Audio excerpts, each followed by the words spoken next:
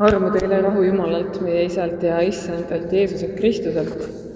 Kuulame meelde tuletuseks uuesti Uue Testamendi Hebrea kirja algust. Usk on loodetava tõelisus, nähtamatute asjade tõendus.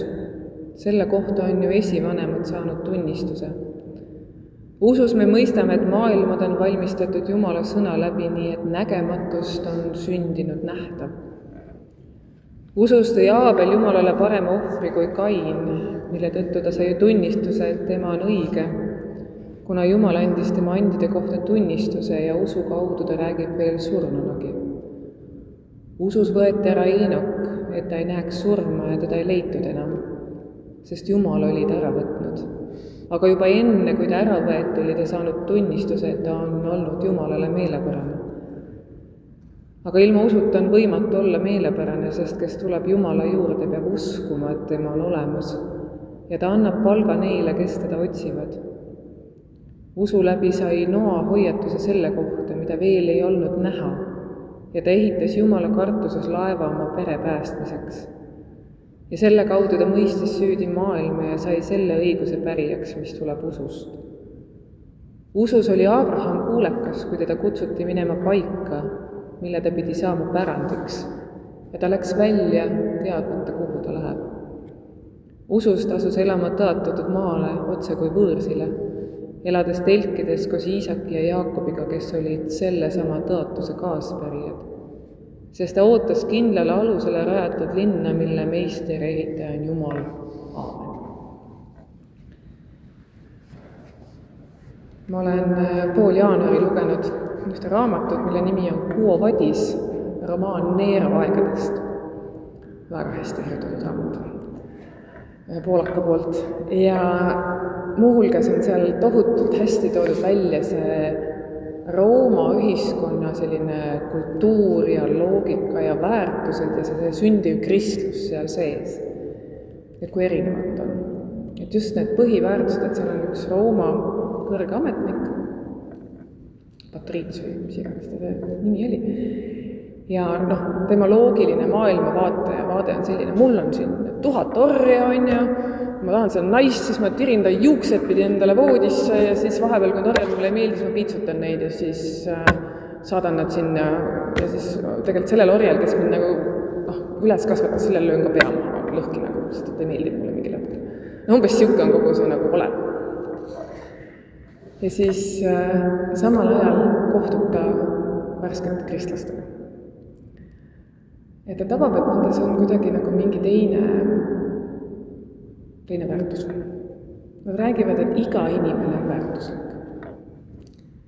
Et need samad orjad, kes tal on päriselt inimesed.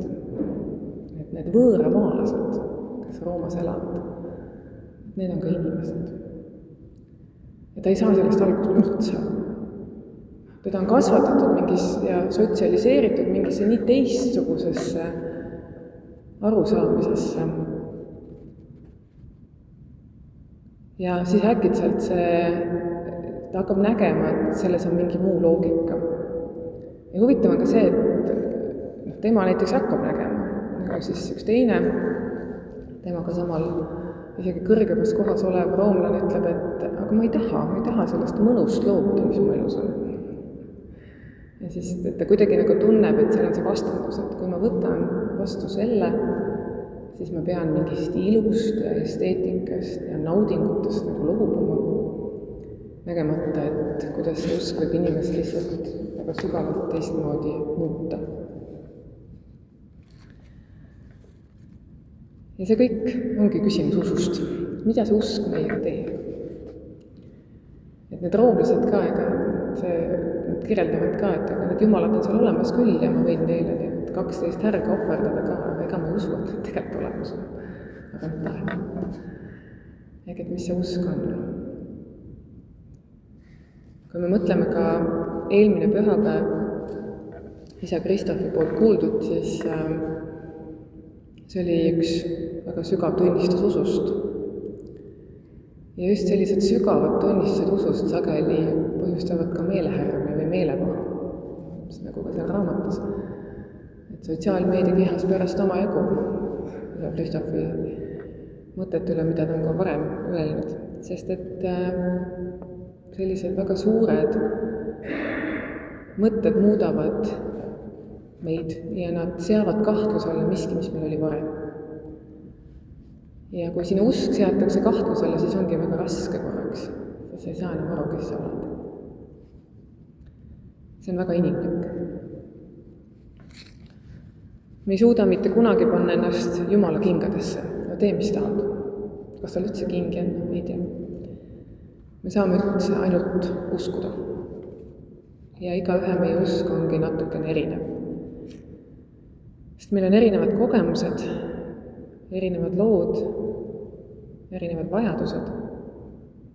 Nii samuti nagu seda raamatut lugedes, mul on väga raske panna ennast selle Rooma kodaniku mõtetesse või kingadesse, sest tema kogemus ja minu kogemus on nii erinevad.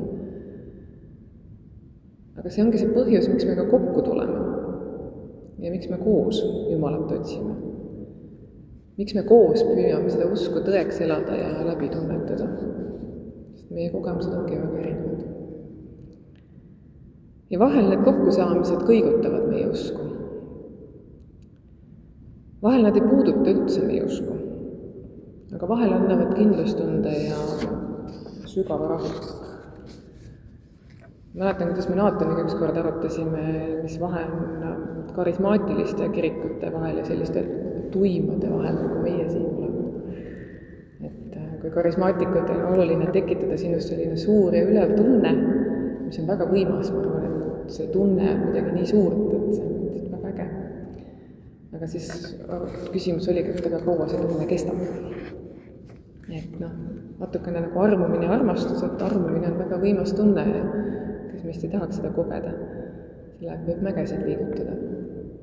Aga kui see lahtub, siis kas see muutub armastuseks? Kas see muutub selliseks sügavaks usalduseks, soojuseks, rahuks, rõõmuks, vabaduseks ja kõigeks muuks, mida me armastuse sõnas saame kokku võtta. Sest ükski armastuse teekond ei ole ilma käändudeta. Aga igal juhul on see alati parem tee, mida valida. Ja usuga on täpselt sama asi. Usu eesmärk on anda meile mingi laiem perspektiiv, aidata meil maailma avardada ja püüda jõuda veelgi suurema mõistmise juurde. Ja eks siin on alati natuke seda vahelise armastamist ka sees. Kui maailm saab avaram ja laiem, siis hakkad mõistma, et me kõik oleme Jumala lapsed. Igaüks oma veidruste ja vigadega, oma mõistmatuste ja eelarvamusega, sest kellel meil neidest oleks. Aga usk aitab meil nendest hoolimata üksteise jaoks olemas olla. Liili Milaniga, siis geenitehnoloog, oli väga tore intervjuu, kus ta rääkis sellest, kuidas tema oma pärse taustaga samas Rootsis üles kasvades on tulnud juba lapsepõlves Eestisse ja tegelikult ongi siia nüüd ka oma kodu rajanud. Ja loomulikult tema kui teadlasega tuli küsimus, et aga sa oled usklik teadlane, et mis sa sellest arvad?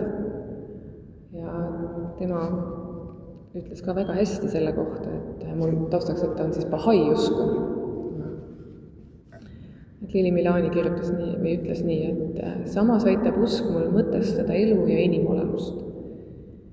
Inimeses on midagi enamat kui see, mida me suudame füüsilisest mõtestada. See annab elule mõtet.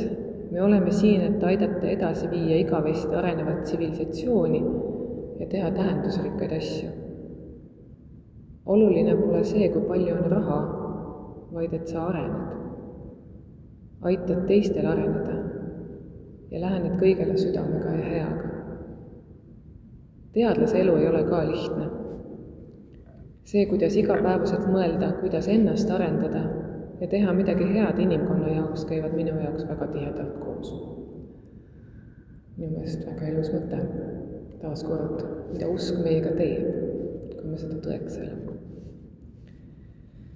Apostel kirjutab siin, usk on loodetava tõelisus, nähtamatute asjade tõendus.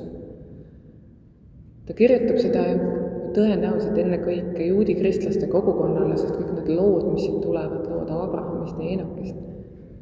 Ta räägib lugusid neist, kellele juudid on alati vaadanud alt üles.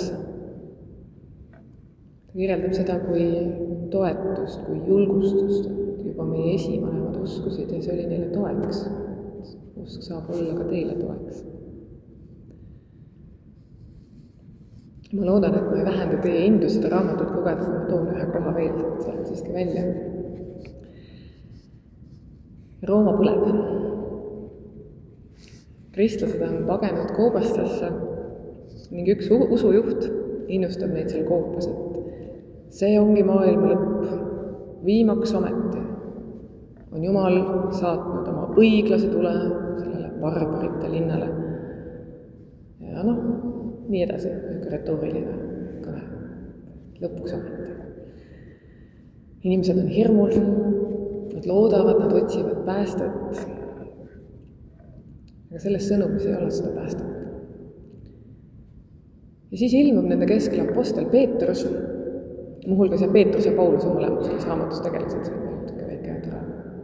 Apostel Peetrus, kes meenutab, et Jeesuse sõnum on armuõpetus, mitte hirmuõpetus. Ta toob tagasi armu öeldes, hirm Jumala viha ees asendus usuga Jumala armastusse. Inimesed leidsid taas Kristuse, keda olid hakanud armastama apostlite jutustuste põhjal, mitte enam kohtumõistjana, vaid hea ja armastava tallena, kelle armulikkus on 100 korda suurem inimeste kurjusest.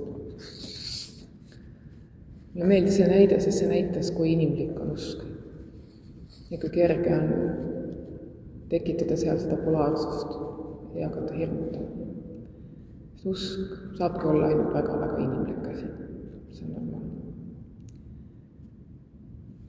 Ja tahan teile veel ühe näite tuua. Meil oli siin teisipäev-kolmapäeval vaimulike konverents ja esimesel päeval hakkasime tulema armulauale, nii nagu meiegi tuleme siin niimoodi üksteise selja taga. Ja siis üks mu hea kolleeg tuli, kallistas mind ja siis tuli minu selja taga armulauale. Siis mõtlesin, mul on nii hea tunne, et sa oled mu selja taga. Ja minu jaoks sellel hetkel sai armulaua selline meie moodi tegemine täiesti uue tähenduse. Et kui siiamaani ka ikkagi selline see ühine pühade osadus selles altari võres muutus minu jaoks vau. Me seisame selles usus, millega me armulauale tuleme üksteise selja taga. Jah, kirikus on sageli kurdetakse, et me näeme liiga palju ainult üksteise kuklaid. Me ei näe üldse üksteist, aga mõtlemegi seda, et me seisame üksteise selja taga. Ja siis on alati turvaline ja hea olla, kui seljatagune on kaitstud. Aga see ongi see inimlik usk, mis on meile kingitud. Korraga inimlik ja nii jumalik. Jumalik sellepärast, et ainult Jumal saab meile selle usu anda. Inimlik, sest me ise ei saa seda kunagi lõpuni mõista, üksnes uskuda ja loota, et me oleme selles üksteise selja taga.